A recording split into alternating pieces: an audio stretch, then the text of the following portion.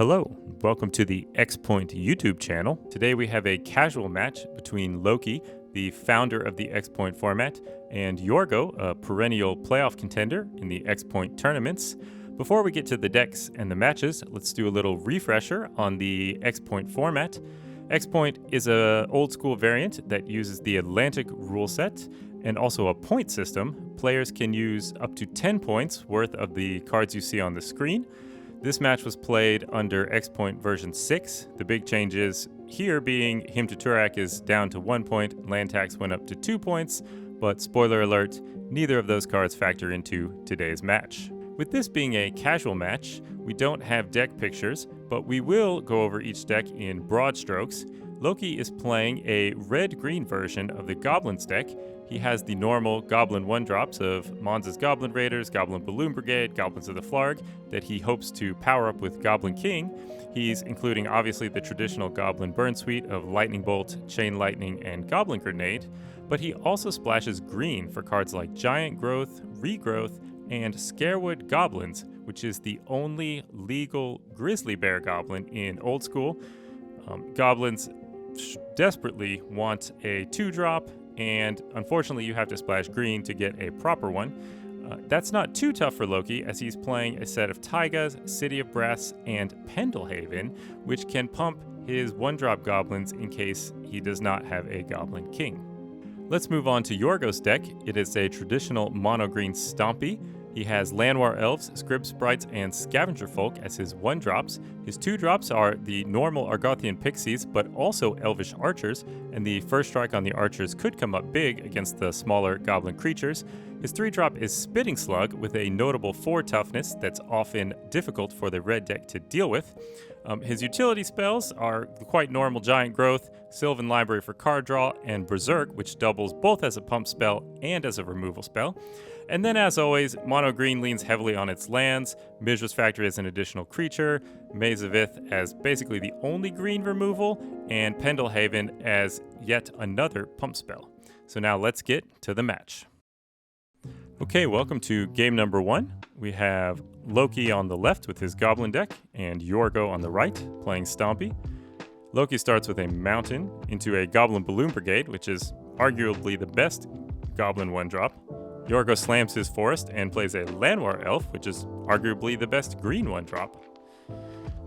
So, Loekie untaps, draws. Let's see if he sends the Goblins over top of the Elf, or offers to trade. Oh, he offers to trade. Jorgo declines. Elf seems to be more valuable as mana. And then Loekie plays the 2/2 Scarewood Goblins. You can see Jorgo leaning forward a little bit, having to ask what that card actually is. It is the only reasonable 2-drop Goblin, which is unfortunately green. So Jorgo's stuck on 1 land, but so that's why he didn't want to trade off the Elf. He has a 2-drop in the Pixies. And then Loekie draws for his turn, plays down a Pendelhaven, which he can use to make the Goblin Balloon Brigade trade favorably with the Pixies, unless of course he has a Goblin King, in which case it won't matter. And yes, he does have his Goblin King. Swings in for 5. Jorgo blocks the Balloon Brigade with the Pixies and takes 3, going down to 16. Jorgo finds his 3rd land and plays another Pixies, leaving the Elf back. I don't think the Elf will block necessarily, but it's an option. Loekie draws for the turn. Thinks for a minute. Unfortunately, the Goblin King's Mountain Walk is of little use against Jorgo's mono green deck. Swings in with the 3/3 Scarewood Goblins. Jorgo blocks with the Pixies and Giant Growths, turning the Pixies into a 5/4. Loekie has his own Giant Growth, effectively negating Jorgo's, and the Pixies are dead. So that was an excellent trade for Loekie. He follows it up with a Goblin Balloon Brigade and a second Goblin Balloon Brigade. So it's going to be a lot of potential damage in the air if Jorgo can't find an answer. finds a Spitting Slug, which is a 2/4 and can block the ground goblins quite well. Unfortunately, it will not block the balloon brigades if Loekie decides to give them flying. He's thinking here. It looks like maybe he will fly over the slug. Let's see.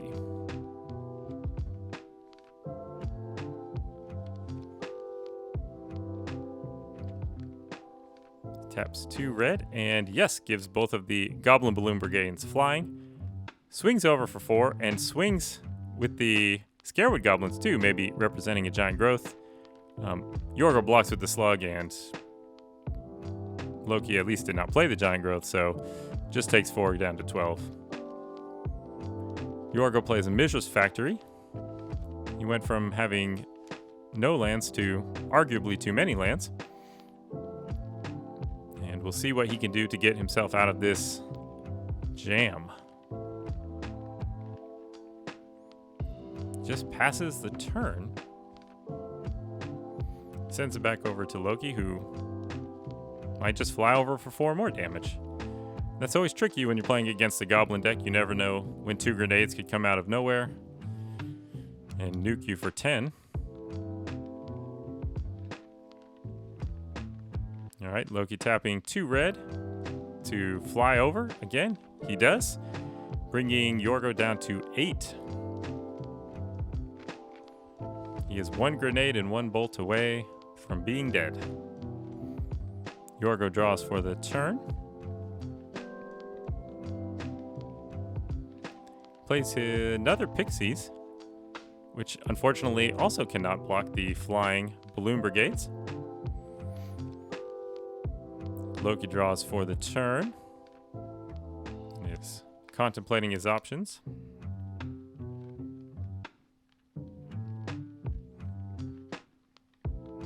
He gives just 1 Goblin flying. So flies over for 2. And then, I suspect, double bolt. Yep, Chain Lightning. And Goblin Grenade. So Loekie takes game number 1, and the players will sideboard. We'll get ready for game number 2. Okay, game number 2. Jorgo is on the play. He has it again. Forest Elf, which is exactly what he wants. Looks like Loekie has mulligan down to 6 for this game. Starts with a Taiga and another Balloon Brigade. So both players starting exactly as they did the last game. Jorgo slamming the Strip Mine and the turn 2 Spitting Slug, which last game did not do very much blocking. Let's see if it can't get a little more value this game. Loekie's thinking hard here. Plays an Emerald, so that's another card that helps him with his green splash. And a City of Brass. It's a lot of green mana. Let's see what he uses it for. Just flies over for 1. Jorgo down to 19. And then Loekie will fall to 19 from his city. Playing out a Chaos Orb. All right. Jorgo's turn. Plays a Mazavith, so that will definitely hold back the Balloon Brigade. He strips the Taiga. So I think Loekie will take a bunch more damage from his city. And then plays double Scavenger Folk. So Chaos Orb is a use it or lose it next turn. And the Slug is able to get in for 2, bringing Loekie down to 17. Loekie draws. Let's see what he decides to Chaos Orb, given that Jorgo has 2 Scavenger Folk ready to scavenge that orb. I would imagine he's going to flip on the Maze, although he's on the back foot either way. This is sometimes how these Goblin matches go. He's flipping, using the Goblin Balloon Brigade. He's got to stand up. Taking it oh no, not that seriously. It's a casual game. And it's a hit. So, the Maze is gone. I'm not sure how much that helps him, but he can't be sad to see the Maze go. Let's see if he has another land to recover from the earlier strip mine. It looks like he doesn't. Passing the turn. Jorgo untaps, draws, regrows his strip mine, and as a lifelong Goblin player myself, you hate to see it. Loekie thinking about responding. He does take another one to fall at 16 to bolt the elf. All right, so both players on 1 green mana. That's much better for the Stompy deck than the Goblins deck. Jorgo swinging in for 4. And Loekie falls to 12. I'm not sure how many cards in the old school card pool will get him out of this one, but he passes the turn, still without any red mana. Jorgo plays a factory, and I imagine... Oh, sacking the Scavenger Folk to destroy the Mox. So again, denying Loekie the mana. I'm not sure how useful the green mana would be, but... Oh, Loekie just has to draw and pass. So Jorgo swings with both creatures, tempting Loekie to block the Scavenger Folk and pump, which I assume will be met with a Giant Growth. Loekie assumes that as well and takes the damage, falling down to 9. Jorgo follows it up with the Scrib Sprites. Remember that Loekie... Oh, there's some red mana, so now he can finally give his Goblin Balloon Brigade flying to block the sprites. But he uses the grenade to kill the Spitting Slug. So that slows down Jorgo's clock a little, but unfortunately not enough, as he comes in for 5 with a pumped up factory, Scavenger Folk, and the Scrib Sprites. Let's see if Loekie can find a Hail Mary from the top of his deck. I cannot imagine what card in old school besides Balance would get him out of this.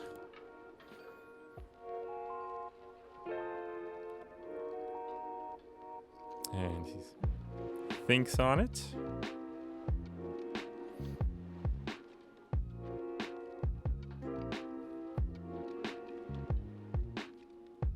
I suppose Shatter on a factory wouldn't do it.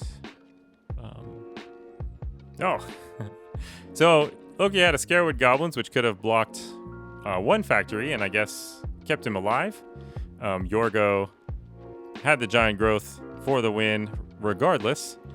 The strip mines were just too good. So let's move on to game number 3. Okay, Loki's on the play. Looks like he had to mulligan down to 6 and started with a mountain before the camera cut on. Jorgo goes forest into elf again. The exact start you want to have with green Stompy. Loekie plays a Taiga into a Scarewood Goblins. And then Jorgo drops a Pendelhaven, swings with the elf. Could pump the elf to kill the goblin. So Loekie just takes 1, falling to 19. And Jorgo follows it with an Elvish Archers. So if Loekie does not have a Goblin King, those Archers are going to first strike those goblins right into the ground.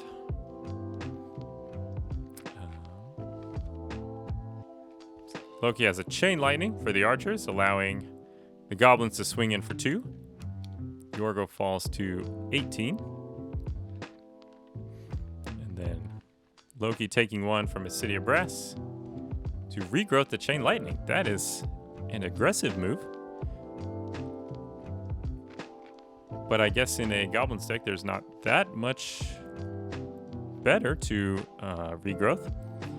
Jorgo has a second elf. And I'm curious if he leaves them back to block the goblins. Or, no, he's going to swing in for 1.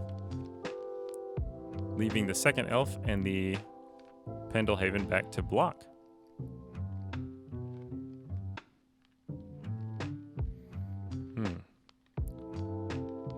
Having some sort of discussion about, I think, life totals discrepancy. But they've sorted it out. Your Loekie falls to 16.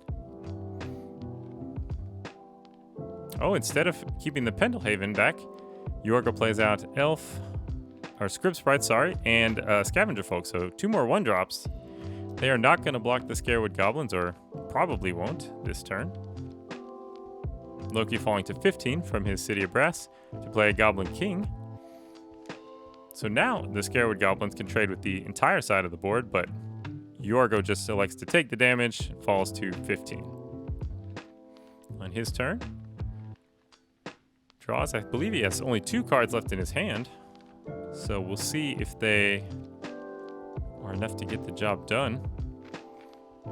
Loekie with the 3/3 Goblin and a 2/2 Goblin King are much bigger than all of Jorgo's creatures, but he swings in for 4 anyway. Obviously, he has the Pendlehaven, so a block with the Goblin King is not wise, but it is technically possible.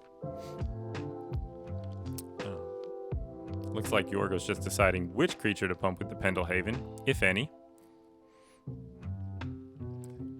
Maybe doing some math in his head.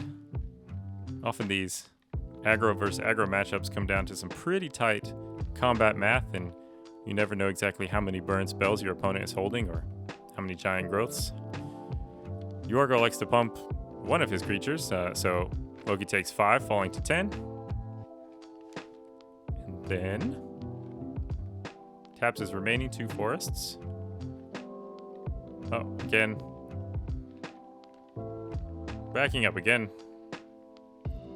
Some sort of life total discrepancy. Ah, there we go. There we have it. Loekie falls to 10, and Jorgo plays a Pixies, sending it back to Loekie, who, remember, still has a Chain Lightning in his hand, but he needs an Earthquake. So we'll see what he can do to pull himself out of this one. Anytime a Goblin's deck is contemplating blocking, you know things have gone a little bit sideways. Though in this situation, he could block most of Jorgo's dudes without too much. He does use that Chain Lightning on the Script Sprites since he can't block a flyer, and then plays Goblins of the Flarg, which now has Super Mountain Walk. So I guess that's super irrelevant versus the mono green deck. Jorgo swings in with the team. Again, he can pump one of the 1/1s, killing whichever 2/2 Loekie elects to block with. So despite having the bigger creatures, Loekie still doesn't have a lot of good blocks in this position, but his life total is low enough that a couple giant growths could end the game, so I think he's forced into blocking somewhere. So it seems like Scarewood Goblins on the Pixies, Goblin King on the Landwar Elf, and Goblins of the Flarg on the Scavenger Folk. He giant growths the Pixies, and then pumps the Landwar Elf with the Pendlehaven. So he's going to kill the Scarewood Goblins, kill the Goblin King, and get in for, looks like 2. Or 1, I'm sorry, the Scavenger Folk was blocked by the... Or the Elf was blocked by the Goblins of the Flarg, so... Technically, the Goblins of the Flarg should also be dead, with them being a 1/1 now. Now that the Goblin King is gone. Looks like both players have missed that, but... I'm not sure it's going to matter. It's also just a casual match between friends, so... Nothing really on the line. Loekie is thinking. Trying to figure out how he can kill enough of Jorgo's little green men to stay in the game. So we have Bonza's Goblin Raiders. Which, they can block a Pixies effectively, so that should be fine. Jorgo does not care though. Gets in with the whole team. He still has the Pendlehaven untapped, so other than the Pixies, Loekie does not have really good blocks. They do trade the Goblin for the Pixies, as predicted. Plays a Sylvan Library and a Factory. with Jorgo still being at 15, he could actually pay some life to draw some cards against the Goblin deck. And that would be wild. All right, Loeke's got another. Mons' Goblin Raiders. Unfortunately, still cannot block most of Jorgo's creatures because they can be pumped with the Pendelhaven. Jorgo elects not to gamble and pay some life for the extra cards.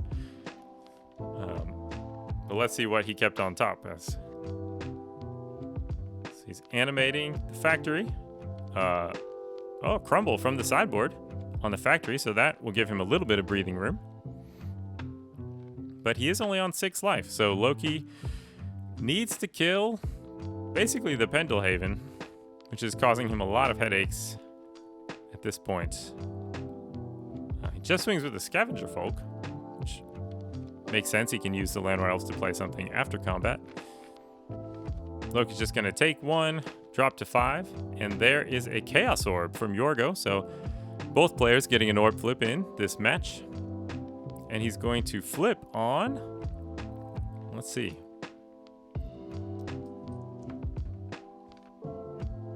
On the Goblins of the Flark, which maybe should have already been dead, so now it's double dead. That is also an aggressive Chaos Orb flip.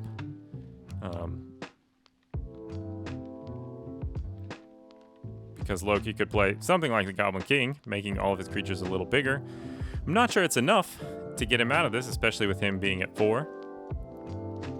But we'll see. That's one of the cards that he's going to need to claw back into this game. Jorgo's looking at his 3 from Sylvan Library, trying to decide which of those cards to keep.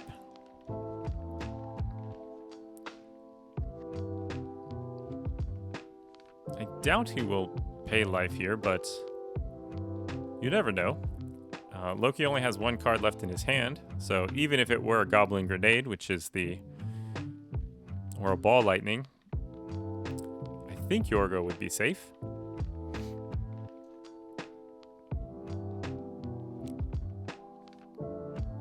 But no, he elects just to take 1.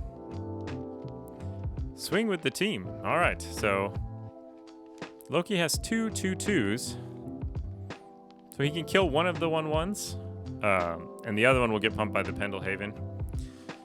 So again, not great blocks, but if that card was a Giant Growth, Loekie would be dead. So he's almost priced into blocking here. Or at least that's how it seems to me. He's taking his time, though, to think and run through all the scenarios. Chooses not to block it. Fall to 1. Oh, and a Berserk. So he Pendelhavens the elf and then Berserks it to turn it into a 4/3. And that is enough. So Jorgo takes the match with his mono-green Stompy deck. This was just a casual match amongst friends, so nobody's moving on to the next round or anything. But if you would like to play some X-Point Old School, head over to xpointoldschool.com, where you can read about the rules as well as the monthly tournament series that's hosted on Talaria. If you're interested in competitive Old School, there's quite the scene for that. Don't forget to like and subscribe to this channel for more X-Point content just like this. And as always, thanks for watching.